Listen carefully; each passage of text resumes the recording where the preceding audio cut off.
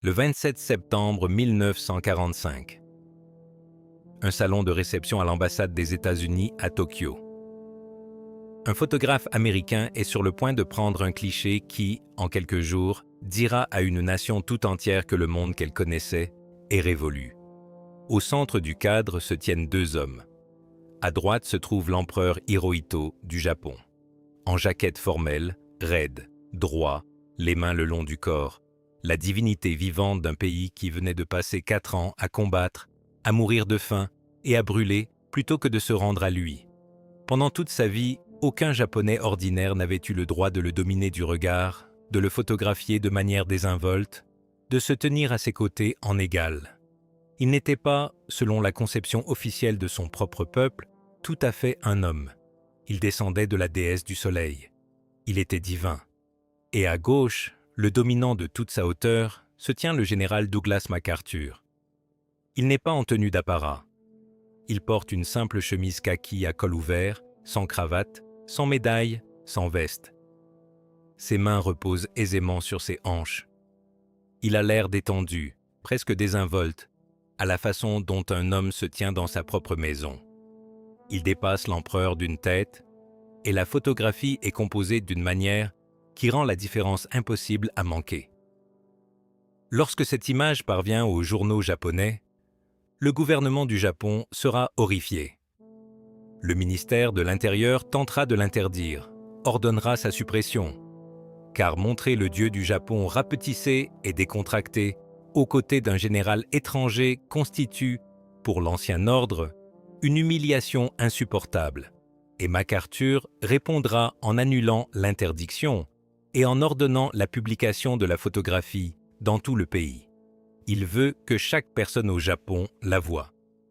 Car la photographie dit, en un seul cadre et sans un mot, ce à quoi les 7 prochaines années seront consacrées. Le dieu est désormais le plus petit des deux hommes. Le vieux Japon est terminé. Quelque chose de nouveau va être construit ici, et ce sera par l'homme au col ouvert. Voici maintenant ce qui fait de l'histoire qui suit l'une des plus étranges de l'histoire moderne, et qui mérite que vous preniez le temps de la comprendre convenablement. Car ce que MacArthur et les États-Unis firent ensuite n'était pas ce que font habituellement les conquérants. Ils n'annexèrent pas le Japon. Ils ne le dépecèrent pas pour en garder les pièces et repartir. Ils ne se contentèrent pas de pendre les coupables, d'installer un gouvernement fantoche et de rentrer chez eux. Au lieu de cela, les États-Unis entreprirent de faire quelque chose d'almost sans précédent. Ils entreprirent de pénétrer à l'intérieur d'une nation ennemie vaincue, une nation qui avait été militariste et autoritaire pendant toute son existence moderne, et de la reconstruire de l'intérieur pour en faire quelque chose qu'elle n'avait jamais été. Une nation désarmée, une démocratie, un pays doté d'une constitution qui renonçait à la guerre elle-même. Et voici la partie qui devrait véritablement vous surprendre. Cela a largement fonctionné, et la majeure partie de ce qui fut accompli est encore debout aujourd'hui. C'est la chose à retenir, car elle est véritablement rare. La longue histoire des occupations militaires est avant tout une histoire d'échecs et de ressentiment. Un conquérant s'installe, impose sa volonté, et la population conquise attend, parfois pendant des années, parfois pendant des générations, le moment où elle pourra tout rejeter. Les occupations engendrent des insurrections. Les gouvernements imposés s'effondrent le jour où les troupes étrangères partent. Le destin naturel d'un peuple vaincu, gouverné par une armée étrangère, est de nourrir son grief et d'annuler l'imposition à la première occasion. L'occupation américaine du Japon est l'une des grandes exceptions à cette règle dans toute l'histoire moderne. Le conquérant est parti après moins de 7 ans, et ce qu'il a laissé derrière lui n'était pas un ressentiment couvant prêt à éclater, mais une démocratie stable et un allié proche qui a perduré pendant la plus grande partie d'un siècle. Comment cela s'est produit, pourquoi et à quel coût moral est l'une des histoires les plus instructives du XXe siècle. Pour comprendre comment un empire en ruine, affamé et militariste, fut transformé en moins de 7 ans en une démocratie pacifique est le germe de l'une des grandes puissances économiques du monde, et pour comprendre les contradictions, les accidents et les accès de pragmatisme froid qui le rendirent impossible, nous devons revenir à ce que l'homme au col ouvert trouva véritablement à son arrivée. Nous devons retourner aux cendres. Première partie. Commençons par ce qu'il restait du Japon à la fin de l'été 1945, car l'ampleur des ruines est la chose qui rend presque tout ce qui suivit proprement incroyable. Le Japon avait été bombardé jusqu'à n'être plus que décombres. Au cours de la dernière année de la guerre, les bombardiers américains avaient incendié le cœur de plus de 60 villes japonaises. Le grand raid de bombardement incendiaire sur Tokyo, en mars 1945, avait tué quelque chose de l'ordre de 100 000 personnes en une seule nuit et laissé une grande partie de la capitale comme une plaine noire et plate. Puis, en août, il y eut Hiroshima et Nagasaki. Au moment de la reddition, environ 40% de la superficie urbaine des villes japonaises avait été détruite. Des millions de personnes étaient sans abri. Un Américain qui conduisit jusqu'à Tokyo la décrivit simplement comme une ville rasée par la destruction, où même les décombres n'avaient pas l'air de grand-chose. L'économie n'était pas endommagée, elle était éventrée. Quelque chose comme 90% des capacités de production d'acier du Japon avaient été anéanties. La production industrielle s'était effondrée à environ 1/10 de son niveau d'avant-guerre. La production nationale annuelle représentait environ la moitié de ce qu'elle avait été à son apogée. La monnaie était dévorée vivante par une hyperinflation qui allait bientôt rendre les économies des gens presque sans valeur. Et le fait le plus immédiat de tous, celui qui pesait sur chaque journée, était la faim. À la fin de la guerre, les Japonais mouraient de faim. La personne moyenne recevait environ 2/3 des calories qu'elle absorbait avant la guerre, et dans les villes, encore moins. Les gens fouillaient les ruines à la recherche de nourriture, troquaient leurs biens contre du riz chez les agriculteurs et mouraient, certains d'entre eux, de simples famines dans les décombres de l'Empire qui leur avaient promis l'Asie. Et les ravages humains dépassaient les villes. Le Japon avait perdu quelque chose de l'ordre de 3 millions de personnes dans la guerre, soldats et civils confondus. Au-delà des morts, il y avait les vivants qu'il fallait ramener chez eux. L'Empire japonais s'était étendu sur la Chine, la Corée, la Mandchourie, l'Asie du Sud-Est et les îles du Pacifique, et maintenant il avait disparu, et dispersés sur tout ce territoire perdu se trouvaient des millions de Japonais, des soldats qui s'étaient rendus, des colons, des fonctionnaires, des familles.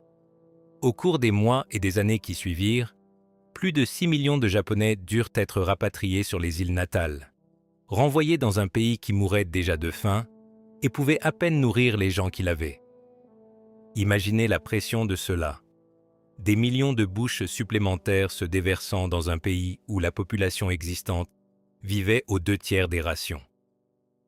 Tel était le pays remis à MacArthur, pas seulement vaincu, vidé, brûlé et débordant des débris humains d'un empire effondré. La façon dont les Américains choisirent de gouverner ces ruines fut en elle-même significative, et il vaut la peine de la comprendre car elle détermina jusqu'où les réformes pourraient aller. En Allemagne, l'autre ennemi vaincu, les Alliés dissous le gouvernement national dans son entièreté et gouvernèrent le pays directement, eux-mêmes, zone par zone. Au Japon, MacArthur fit le contraire. Il maintint le gouvernement japonais en place et gouverna à travers lui, émettant ses directives depuis le sommet et faisant exécuter celles-ci par la bureaucratie japonaise existante. Il y avait une logique réelle à cela. Cela permettait à une force d'occupation relativement restreinte de pénétrer dans une nation de 70 millions de personnes, en utilisant la propre machinerie administrative de cette nation. Mais cela signifiait aussi qu'une grande partie de l'ancien appareil et un grand nombre des anciens fonctionnaires survécurent pour mettre en œuvre la transformation de leur propre pays, ce qui inscrivit une étrange continuité au cœur même des changements les plus radicaux. Les mêmes fonctionnaires qui avaient géré la guerre allaient désormais aider à gérer la démocratie. Et dans ce contexte, le 30 août 1945, juste quelques jours après la reddition et avant même qu'un seul traité de paix n'ait été signé, Douglas MacArthur atterrit à l'aérodrome d'Atsugi, aux portes de Tokyo. Considérez la situation. Le Japon comptait encore des millions de soldats armés sur les îles natales. La guerre avait pris fin par un discours radiodiffusé, non par la conquête du continent. Personne ne savait vraiment si la reddition tiendrait, si une unité fanatique déciderait de continuer à se battre, si le célèbre général descendant de l'avion serait abattu à l'instant où il apparaîtrait. Et MacArthur atterrit essentiellement sans armes, dans son uniforme ordinaire, fumant sa pipe en épi de maïs, et descendit les marches dans une nation de ses récents ennemis, comme s'il arrivait pour une inspection. C'était un geste théâtral calculé, et c'était aussi un acte véritablement audacieux, et cela donna le ton pour tout ce qui suivrait. Le conquérant gouvernerait non pas en se cachant derrière ses armes, mais par la seule confiance projetée qu'il était désormais aux commandes et qu'il n'y aurait pas d'objection. Et ce mode de gouvernement, par la présence et par la volonté plutôt que par la force visible, devint l'un des étranges moteurs de toute l'occupation. MacArthur comprenait la révérence japonaise pour l'autorité et la hiérarchie, et il se constitua en une sorte d'autorité suprême, dépassant même l'empereur, une figure distante et presque impériale, qui apparaissait rarement, s'exprimait par directive et projetait une certitude absolue. Il était vaniteux, théâtral et convaincu de sa propre destinée, et dans cette situation particulière, ses qualités s'avérèrent être des atouts. Une nation vaincue et désorientée, habituée à obéir à un souverain placé au-dessus des hommes ordinaires, se voyait offrir une nouvelle figure d'autorité qui se comportait exactement comme si elle s'attendait à être obéie, et elle le fut, dans une très large mesure. Cela permit à une force d'occupation remarquablement restreinte de gouverner une nation de 70 millions de personnes avec étonnamment peu de violence. Tout reposait, à un degré inconfortable, sur l'autorité personnelle d'un homme en chemise à col ouvert. La machinerie qu'il mit en place était inhabituelle, et elle est importante pour comprendre pourquoi la transformation prit la forme qu'elle prit. MacArthur devint SCAP, le commandant suprême des puissances alliées, un titre qui désignait à la fois l'homme lui-même et la bureaucratie essentiellement américaine, qui lui était subordonnée. En théorie, l'occupation était un effort allié, avec la Grande-Bretagne, l'Union soviétique et la Chine disposant d'une voix consultative. En pratique, elle était presque entièrement américaine, et en son sein, l'autorité de MacArthur était quasi absolue. Mais fait crucial, les Américains ne gouvernèrent pas le Japon directement, comme les Alliés gouvernaient l'Allemagne occupée, pièce par pièce. Au lieu de cela, le SCAP gouverna à travers le gouvernement japonais existant et la bureaucratie japonaise existante. MacArthur émettait des directives et l'État japonais les exécutait. Cela signifiait que l'occupation pouvait pénétrer profondément dans la société japonaise en utilisant les propres institutions du Japon, mais cela signifiait aussi qu'une grande partie de l'ancienne machinerie et de nombreux anciens fonctionnaires survécurent pour administrer la refonte de leur propre pays. En septembre 1945, le président Truman approuva un document qui fixait les deux grands objectifs de toute l'entreprise. Le premier était d'éliminer la capacité du Japon à jamais faire la guerre. Le second était de le transformer en une nation pacifique, démocratique et tournée vers l'Occident. Démilitariser et démocratiser. Démanteler la machine de guerre et construire à sa place quelque chose qui ne menacerait plus jamais personne. Telle était la mission. Et la toute première décision que MacArthur dut prendre pour la mener à bien fut la plus difficile et la plus lourde de conséquences de toutes. Elle concernait le petit homme rigide qui s'était tenu à ses côtés sur cette photographie. Que fait-on d'un Dieu vivant? Deuxième partie. La question de l'empereur était le pivot sur lequel tournait toute l'occupation, et la façon dont MacArthur y répondit vous dit tout sur le mélange d'idéalisme et de calcul froid qui traversait tout le projet. Il y avait une pression énorme de la part des Alliés, de l'opinion publique aux États-Unis et surtout de l'Union soviétique, pour traiter Hirohito comme ce qu'il était selon toute vraisemblance. Le chef d'État au nom duquel la guerre d'agression avait été lancée, au nom duquel Pearl Harbor avait été attaqué, la Chine envahie et des prisonniers assassinés. Beaucoup voulaient qu'il soit jugé comme criminel de guerre. Certains voulaient qu'il soit pendu. Selon la logique stricte de la justice, il y avait un argument sérieux à avancer que l'homme au sommet devrait répondre de ce qui avait été fait sous son autorité. MacArthur décida de le garder. Non pas de le juger, non pas de le déposer, mais de le maintenir sur son trône. Et le raisonnement n'était pas sentimental. Il était d'une froideur ruthless. MacArthur et ses conseillers avaient conclu que l'empereur était le seul et unique instrument le plus puissant dont il disposait pour gouverner le Japon pacifiquement. Pour le peuple japonais, la parole de l'empereur était sacrée. Si l'empereur acceptait l'occupation et les réformes, le peuple les accepterait. Mais si les Américains le jugeaient ou l'exécutaient, croyait MacArthur, le pays pourrait s'embraser. Il estimait que maintenir le Japon par la force dans ce cas pourrait nécessiter des centaines de milliers de soldats supplémentaires et un engagement sans fin, et pourrait transformer une population coopérative en une population pleine de ressentiment, peut-être violente. Ainsi l'empereur serait maintenu, et son autorité serait empruntée pour légitimer les réformes mêmes qui démantèleraient l'ancien ordre sur lequel il avait présidé. Mais si Hirohito devait être maintenu, il devait être transformé. Le dieu ne pouvait rester un dieu, et ainsi, le 1er janvier 1946, l'empereur du Japon publia une déclaration qui est connue sous le nom de « Déclaration d'humanité ». Dans celle-ci, Hirohito répudia l'idée qu'il était divin. Il déclara que les liens entre lui-même et son peuple ne reposaient pas sur la fausse notion que l'empereur était une divinité vivante descendue des dieux. Par ces mots, le fondement théologique de l'État japonais, ce qui avait rendu l'empereur intouchable et la guerre sacrée, fut simplement écarté. Le shintoïsme d'État, la religion officielle qui avait enveloppé le trône de divinité, fut désétabli. Et dans la constitution qui allait venir, l'empereur serait redéfini, d'un dieu souverain en quelque chose de soigneusement choisi, un symbole de l'État et de l'unité du peuple, sans aucun pouvoir de gouvernement. Gardez en tête l'étrangeté de cela, car c'est le nœud moral au centre de toute l'occupation. L'homme au nom duquel toute la catastrophe s'était déroulée conserva son trône, conserva sa vie et ne fut jamais jugé.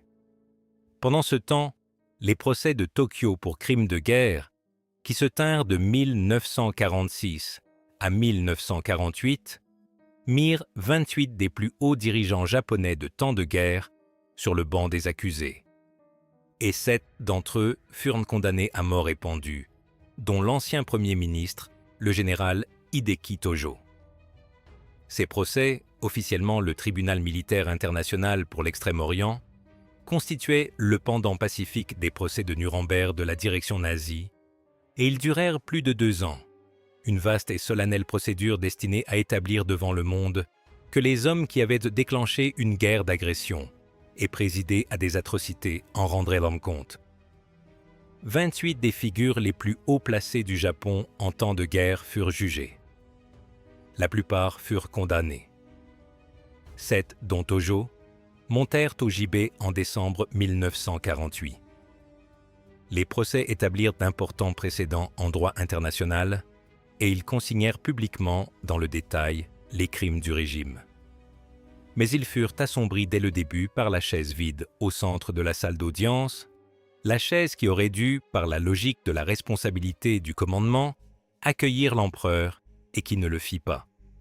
Chaque accusé dans ce box avait agi en dernier ressort au nom d'un souverain qui n'était pas en procès, qui ne fut même pas cité comme témoin et dont le propre rôle fut soigneusement tenu à l'écart des débats. Les procès condamnèrent l'instrument et excusèrent la main qui était censée le tenir. À ce jour, les historiens les décrivent à la fois comme un véritable règlement de compte et comme une justice de vainqueur, et les deux descriptions sont exactes. Les serviteurs payèrent de leur vie pour la guerre. le maître garda son palais.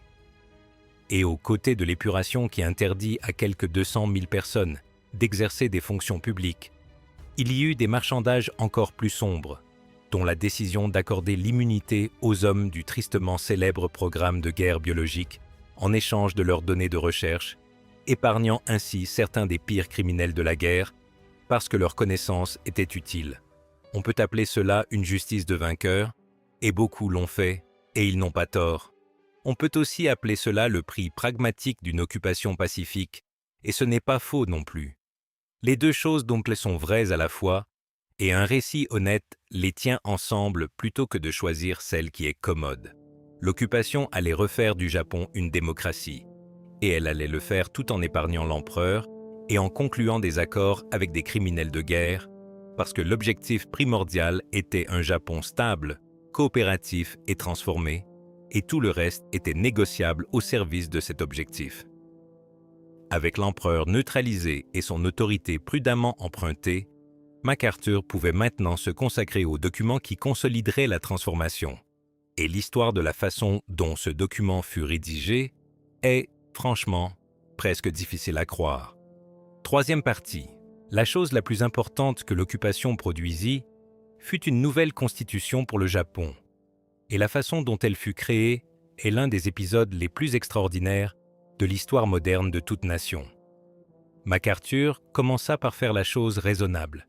Il chargea le gouvernement japonais de réviser son ancienne constitution, la constitution Meiji de 1889, qui investissait la souveraineté dans l'empereur et accordait au peuple peu de droits réels. Il voulait que les Japonais réforment eux-mêmes leurs propres documents fondateurs pour le rendre démocratique. Un comité japonais s'isola donc et travailla sur le sujet. Et au début de 1946, il rapporta ses révisions proposées. Les révisions n'étaient presque rien. Elles retouchaient les bords. Elles préservaient la souveraineté de l'empereur et la structure essentielle de l'ancien État autoritaire avec seulement des changements cosmétiques. Pour MacArthur, elles étaient inacceptables, un refus déguisé en coopération. Et il travaillait contre une date limite, car un nouvel organe international, la Commission pour l'Extrême-Orient, qui comprenait l'Union soviétique, était sur le point de se saisir de la question de la constitution japonaise, et MacArthur voulait qu'un projet démocratique soit en place avant qu'elle ne puisse interférer. Alors MacArthur prit une décision stupéfiante. Le 3 février 1946, il ordonna à sa propre section du gouvernement, le personnel d'officiers et de fonctionnaires américains au sein du SCAP, de rédiger eux-mêmes une toute nouvelle constitution pour le Japon, à partir de zéro. Et il leur donna, chose étonnante, environ une semaine pour le faire. Un petit groupe d'environ 2 douzaines d'Américains, dont la plupart n'avaient aucune formation particulière en tant que juristes constitutionnels, s'assirent en secret et rédigèrent en quelques jours le document qui gouverne le Japon à ce jour. Parmi eux se trouvait une jeune femme de 22 ans nommée Beate Sirota Gordon, qui avait grandi en partie au Japon, parlait la langue et s'était vue confier la tâche de rédiger les dispositions relatives aux droits des femmes. Elle inscrivit dans la loi fondamentale du Japon des garanties d'égalité entre les sexes qui n'existaient pas dans la plupart du monde à l'époque, y compris aux États-Unis. Autour d'elle, ses collègues rédigeaient une déclaration des droits, une démocratie parlementaire, la souveraineté du peuple et la réduction de l'empereur à un symbole. Arrêtez-vous et imaginez la salle, car l'improbabilité de la chose est tout le sujet.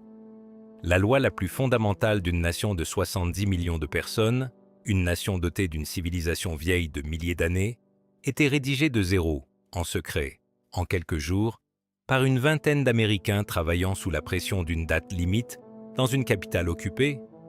Certains étaient juristes. D'autres ne l'étaient pas.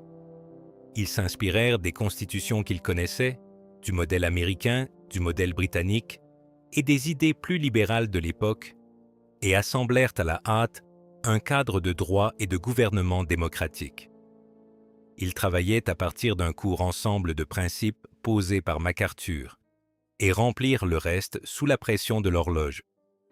C'était, selon tout critère normal, de la façon dont les nations rédigent leurs documents fondateurs, une façon d'agir presque absurde, une constitution rédigée avec l'urgence d'une opération militaire, ce qu'elle était en un sens. Et la chose qu'ils produisirent en cette semaine improvisée survivrait aux carrières de tous ceux qui se trouvaient dans la pièce, survivrait à l'occupation, survivrait à la guerre froide, et gouvernerait l'une des grandes nations du monde jusqu'à un siècle qu'aucun d'eux ne verrait. Et ils rédigèrent un article qui rendrait cette constitution différente de presque toutes les autres sur Terre. L'article 9. Par lui, le Japon renonça à la guerre pour toujours en tant que droit souverain de la nation, et s'engagea à ne jamais maintenir de forces armées ayant le potentiel de faire la guerre. Une nation, dans sa propre loi fondatrice, renonçant formellement à la guerre elle-même. La clause de paix. La question de savoir si l'idée est venue de MacArthur ou du Premier ministre japonais a été débattue depuis lors, mais le texte fut intégré au projet américain et y demeura. Le projet fut remis au gouvernement japonais en février 1946, essentiellement comme une proposition à prendre ou à laisser, avec l'implication claire que l'alternative serait pire. Les Japonais furent stupéfaits. Ils négocièrent à la marge, le traduisirent en japonais, le firent impasser par les formalités de leur propre diète pour lui donner une légitimité. Et le 3 novembre 1946, la nouvelle constitution du Japon fut promulguée, et le 3 mai 1947, elle entra en vigueur. Arrêtez-vous maintenant sur ce que c'était réellement, car le paradoxe est saisissant. Voici une constitution démocratique, fondée sur la souveraineté du peuple et la protection des droits individuels, imposée à une nation par un général étranger. Rédigée par des étrangers. Rédigée en anglais en environ une semaine, puis traduite. Octroyée plutôt que choisie. Selon toutes les théories de la façon dont des constitutions légitimes sont censées naître, du consentement des gouvernés, celle-ci aurait dû être rejetée dès la fin de l'occupation, déchirée comme une imposition humiliante, à l'instant où le Japon serait libre de le faire. Elle ne le fut pas, elle prit racine. Le peuple japonais l'embrassa, en vint à la considérer comme la sienne, bâtit sur elle une démocratie stable et authentique. Et voici le détail qui clôt le débat. Cette constitution, rédigée par une vingtaine d'Américains en une semaine en 1946, n'a jamais été amendée une seule fois. Pas un seul mot en près de 80 ans. C'est l'une des constitutions non amendées les plus anciennes du monde, et elle fut rédigée en urgence par le personnel d'une armée d'occupation. La clause de paix tient toujours. Les droits tiennent toujours. La chose a pris. Pourquoi a-t-elle pris? C'est là la véritable énigme, et la réponse dit quelque chose d'important sur toute l'occupation. Une constitution imposée ne survit que si les personnes qui vivent sous elle décident qu'elles la veulent, et les Japonais, dans leur grande majorité, le firent. Ils avaient été conduits par leurs dirigeants militaristes dans une catastrophe qui avait brûlé leur ville, affamé leurs enfants, et s'était terminée par 2 bombes atomiques. L'appétit pour l'ancien ordre, pour l'armée qui avait gouverné l'État et la divinité qui avait sanctifié la guerre, avait disparu, brûlé en beaucoup de gens avec tout le reste.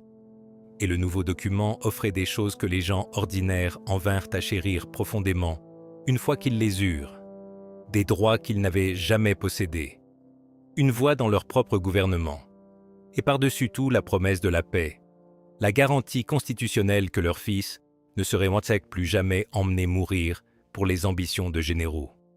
La clause de paix en particulier devint véritablement, profondément populaire, défendue par le public japonais pendant des décennies contre chaque tentative de l'affaiblir. Une constitution octroyée par un général étranger devint, par l'usage et par la conviction, celle du peuple japonais.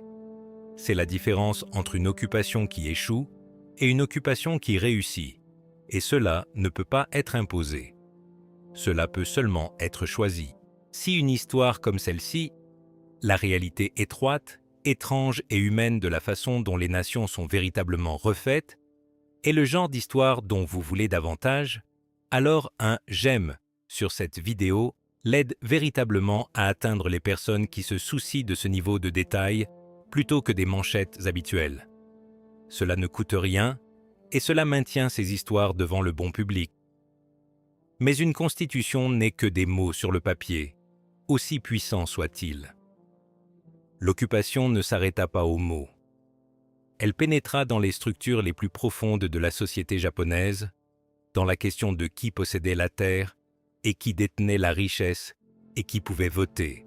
Et là, elle effectua des changements qui, à leur façon tranquille, étaient encore plus révolutionnaires que l'article 9. Quatrième partie.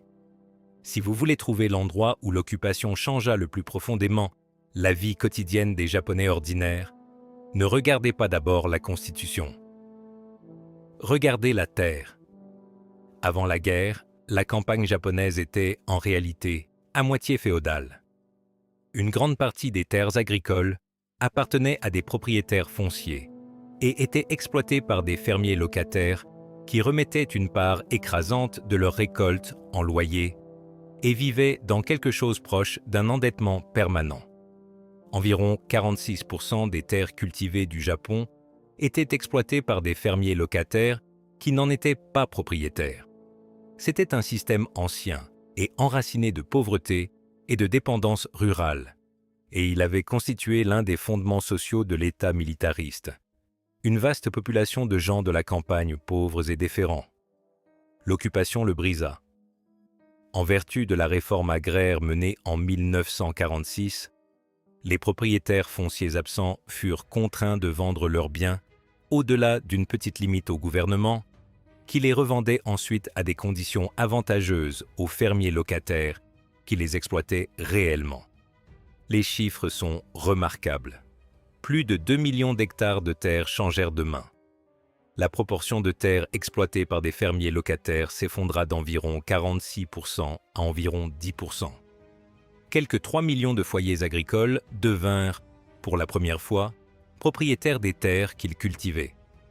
En quelques années, par décret, l'une des plus anciennes structures d'inégalité rurale au Japon fut démantelée et une classe stable de petits agriculteurs propriétaires fut créée à sa place. Cela reste l'une des réformes agraires les plus radicales et les plus réussies jamais menées quelque part, et elle lia des millions de familles rurales au nouvel ordre, en leur donnant quelque chose de concret à défendre, leur propre champ. Aux côtés de la terre vint le vote, étendu à des personnes qui ne l'avaient jamais eu. Même avant la directive formelle de MacArthur, des femmes japonaises s'organisaient pour obtenir le droit de suffrage. Une vétérante du mouvement suffragiste d'avant-guerre nommée Ichikawa Fusae avait rassemblé un comité de femmes japonaises dans les toutes premières semaines après la capitulation pour plaider leur cause, et au sein même du cabinet japonais, en partie convaincue par ces femmes, la décision d'accorder le droit de vote fut prise en fait début octobre 1945, quelques jours seulement avant que MacArthur ne publie une directive globale de son propre chef qui incluait l'émancipation des femmes par le vote. C'est l'un des endroits où le récit soigné des Américains simplement remettant la démocratie à un Japon passif s'effondre. Les femmes japonaises s'étaient battues pour cela pendant des décennies. Et quand le moment vint, elles s'y le saisirent. Le 10 avril 1946, lors des premières élections générales d'après-guerre, les femmes japonaises votèrent pour la première fois. Plus d'un tiers de tous les votes furent exprimés par des femmes, et à la surprise de beaucoup, 39 femmes furent élues à la diète lors de cette première élection. La moitié de la population fut intégrée à la vie politique en un seul coup. Il y eut aussi une transformation des écoles, car les occupants comprenaient que l'on ne change pas une nation pour une génération. On la change sur le long terme, en changeant ce qu'on enseigne à ses enfants. Le système d'éducation d'avant-guerre avait été un moteur centralisé de nationalisme et de culte de l'empereur, inculquant l'obéissance et l'esprit martial aux jeunes. L'occupation démembra les anciens manuels scolaires, en ôta le contenu militariste et ultranationaliste, décentralisa le contrôle des écoles afin qu'aucune autorité unique à Tokyo ne puisse jamais plus endoctriner toute la nation depuis le sommet, et reconstruisit le système sur un modèle plus américain destiné à former des citoyens plutôt que des sujets. La police aussi, qui avait été un instrument de répression politique sous l'Ancien Régime, fut réformée et décentralisée. Toute l'architecture de contrôle que l'État militariste avait utilisée pour façonner et surveiller son peuple était démontée et reconstruite. Et puis, il y eut l'attaque contre le pouvoir économique concentré. L'économie japonaise avait été dominée par les zaibatsu, d'énormes conglomérats contrôlés par des familles, portant des noms tels que Mitsui, Mitsubishi, Sumitomo et Yasuda, qui contrôlaient la banque, le transport maritime, l'industrie lourde et étaient profondément liés à l'effort de guerre. Le SCAP entreprit de les démanteler, de dissoudre les holdings et de disperser leur pouvoir, dans la conviction que la démocratie économique était nécessaire à la démocratie politique et qu'on ne pouvait avoir une société libre assise au-dessus d'une poignée de monopoles. La domination de ces conglomérats est difficile à surestimer. Un petit nombre de dynasties familiales, par l'intermédiaire de leurs holdings imbriqués, avaient contrôlé d'énormes pans de toute l'économie japonaise. Les banques, les maisons de commerce, les mines, les chantiers navals, l'industrie lourde, nouant finance et industrie manufacturière sous contrôle familial, d'une façon qui donnait à quelques clans une influence extraordinaire sur toute la vie économique de la nation, et les liait intimement à l'État militariste qui les avait nourris de contrats de guerre. Le SCAP s'attaqua à cela en dissolvant les holdings familiaux, en forçant la vente de leurs parts et en adoptant une loi anti-monopole en 1947 pour empêcher la formation de telles concentrations à l'avenir. Pendant un moment, il sembla que les grandes maisons seraient définitivement brisées, mais ce fut l'une des réformes que le changement de cap atténuerait, comme nous le verrons. Le démantèlement fut commencé, puis, lorsque les priorités américaines changèrent, laissé tranquillement à moitié achevé. Et dans les décennies qui suivirent, nombre des anciens noms et réseaux se reconstituèrent sous de nouvelles formes. Les fameux groupes d'entreprises japonais qui allaient contribuer à alimenter le miracle d'après-guerre. L'occupation fissura l'ancien ordre économique. Elle ne le détruisit pas en fin de compte. L'ancienne noblesse, l'aristocratie héréditaire, fut abolie purement et simplement. Les syndicats, longtemps réprimés, furent légalisés et encouragés, et le nombre de syndiqués explosa. Mais c'est le point où le récit propre de la libération doit être compliqué, car l'occupation était pleine de contradictions, et un récit honnête les nomme. Le même SCAP, qui proclamait la liberté de la presse et la liberté d'expression, gérait également sa propre opération de censure. Et l'une des choses qu'il censurait, discrètement, était la critique de l'occupation elle-même. Une nation était en train d'apprendre la démocratie, par une autorité qui ne permettait pas qu'on la remette publiquement en question. Les réformes, aussi libératrices qu'elles fussent, étaient imposées d'en haut par une puissance étrangère, et non conquises d'en bas par les Japonais eux-mêmes. La démocratie était dispensée par décret, ce qui est une façon véritablement étrange de procéder. Et puis, toute la direction de l'occupation changea, parce que le monde autour d'elle avait changé. C'est la partie que les historiens appellent le changement de cap. Dans la première phase, grosso modo jusqu'en 1947, l'occupation avait visé à punir, à démanteler et à démocratiser, à briser le vieux Japon. Mais à mesure que la guerre froide se durcissait, le calcul évolua. L'Union soviétique était désormais l'ennemi.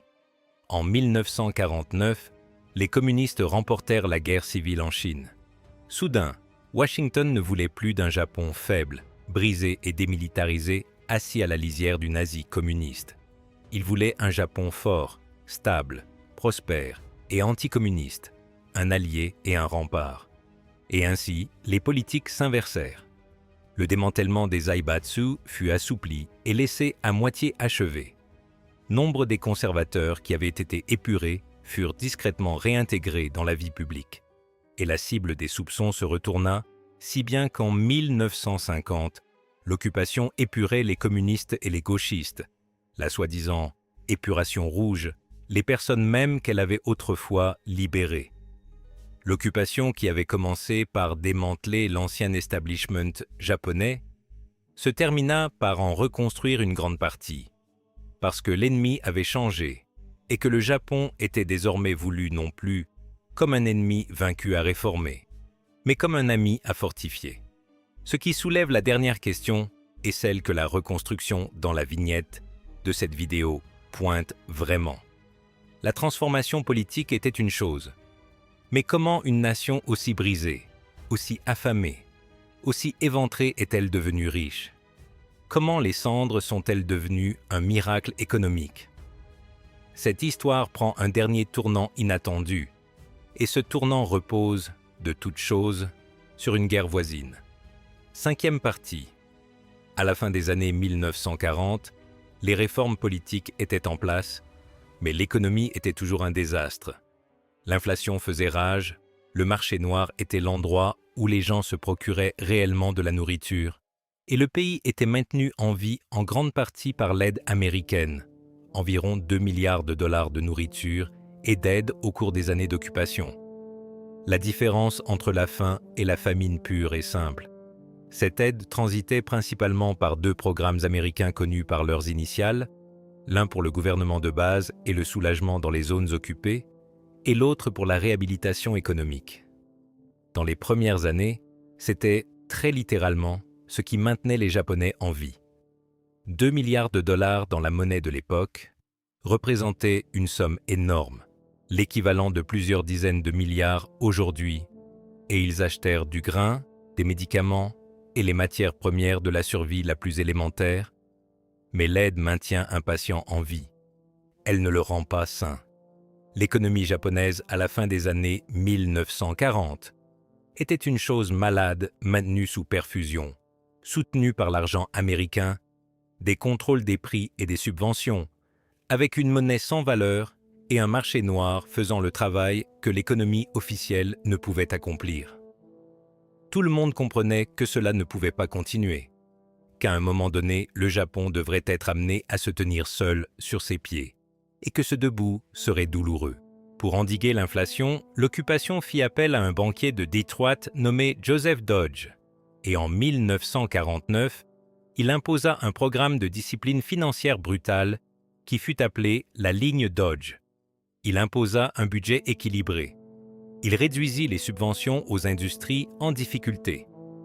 Il fixa le taux de change à 360 yens pour $1 américain, un taux fixe unique qui liait le Japon au système commercial mondial et allait façonner les exportations japonaises pendant toute une génération, fixant le prix auquel les marchandises japonaises inonderaient plus tard les marchés du globe entier. La ligne Dodge stoppa l'inflation, mais elle le fit de la façon dont ce type de remède agit habituellement, en comprimant l'économie dans une récession sévère. La demande s'effondra. Les entreprises firent faillite. Au début de 1950, le Japon avait des prix stables et une économie à l'arrêt, déprimée, et l'avenir semblait sombre. Et puis, le 25 juin 1950, la Corée du Nord envahit la Corée du Sud, et la guerre de Corée commença. Pour le Japon, assis juste de l'autre côté de l'eau, la guerre fut une transfusion économique. Les États-Unis, engagés dans une guerre majeure en Corée, avaient soudainement besoin d'énormes quantités de fournitures, de camions, d'équipements, de matériaux, de réparations, et l'endroit le moins cher et le plus proche où se les procurer était le Japon. Les commandes de guerre américaines déferlèrent dans les usines japonaises. Le boom des achats, comme on l'appela, déversa argent et demande dans exactement les industries que la ligne Dodge avait laissées à bout de souffle. Les usines repartirent à plein régime pour la guerre américaine voisine. Le Japon devint l'atelier et le dépôt de ravitaillement de l'effort de guerre américain en Corée. Des camions et des véhicules étaient commandés et réparés dans des usines japonaises. Des textiles pour les uniformes, de l'acier, des composants de munitions, des machines, des véhicules, toutes sortes de matériel de guerre, une grande partie était moins chère à se procurer auprès de la nation vaincue la plus proche du combat. Les ports, les chemins de fer et les usines japonais bourdonnaient de commandes américaines. L'argent qui entrait était une injection massive et soudaine dans une économie qui avait été au bord du gouffre quelques mois plus tôt, et il alla directement dans les industries lourdes, acier, machinerie et construction navale, qui allaient devenir les fondements de la puissance industrielle ultérieure du Japon. Il y a là une profonde et inconfortable ironie qu'il ne faudrait pas atténuer. Une nation qui venait d'adopter une constitution renonçant à la guerre, pour toujours fut sortie de sa crise économique par une guerre, fournissant les armes et les matériaux pour un conflit auquel elle était constitutionnellement interdite de participer, profitant de la destruction de son voisin de l'autre côté du détroit. Le premier ministre Yoshida Shigeru aurait appelé la guerre de Corée un cadeau des dieux, et du strict point de vue de l'économie japonaise, c'en était un. La guerre qui dévasta la Corée reconstruisit le Japon.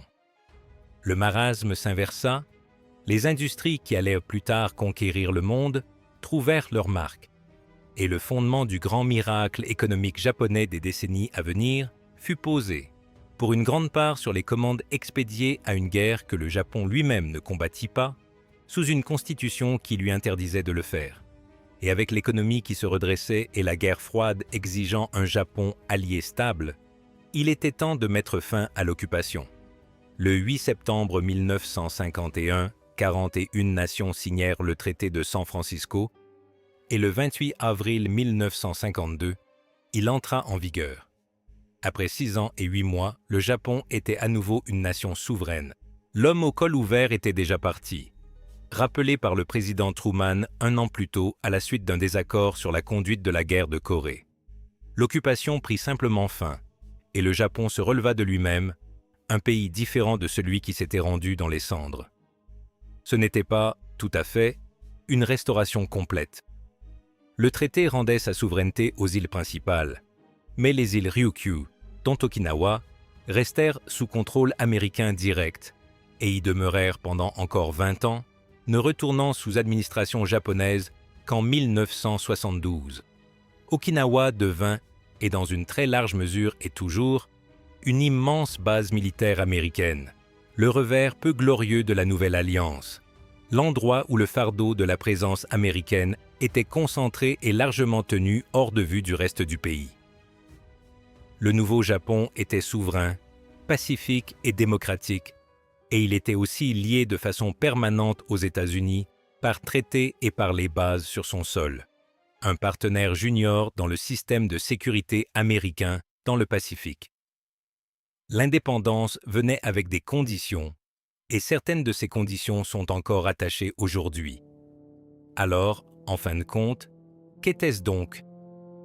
Que s'était-il réellement passé en ces années entre la photographie à l'ambassade et le traité à San Francisco? Quelque chose proche d'un miracle et quelque chose de profondément compromis, les deux en même temps.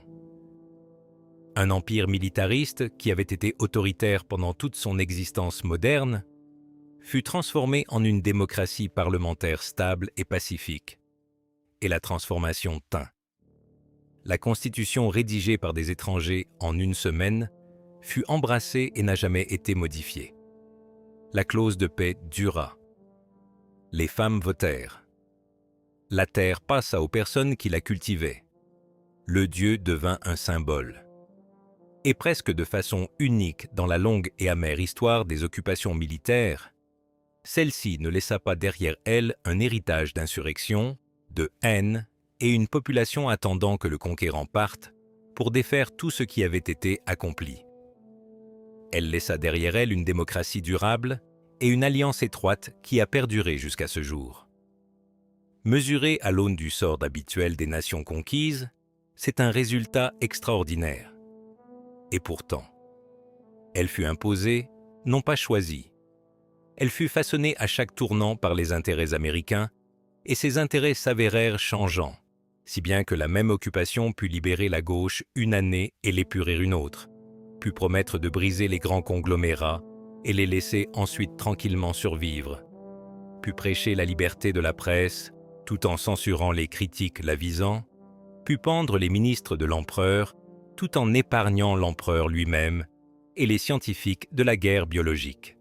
La transformation était réelle, et c'était aussi un enchevêtrement d'idéalisme, de pragmatisme et de nécessités liées à la guerre froide, dispensée par décret, truffée de contradictions que les manuels effacent souvent.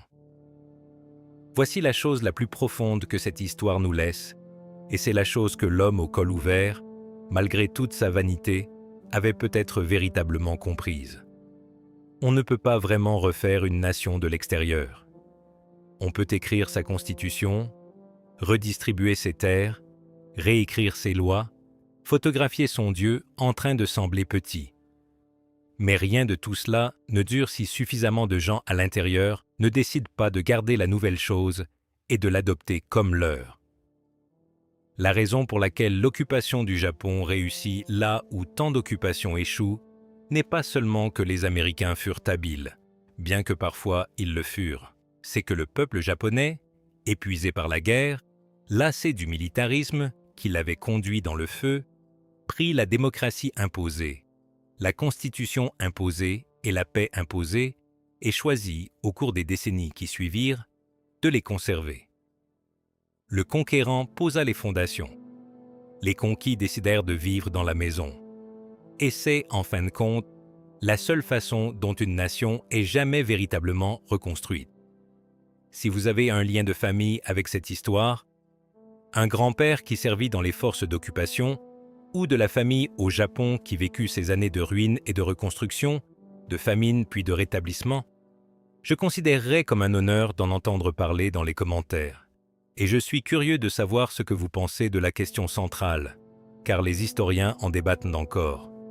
Lorsque vous regardez ce qui est arrivé au Japon, voyez-vous une nation transformée par son conquérant, ou une nation qui, l'occasion lui en étant donnée, s'est transformée elle-même? Dites-moi ce que vous pensez ci-dessous. C'est l'une des grandes questions du XXe siècle, et il n'y a pas de réponse définitive.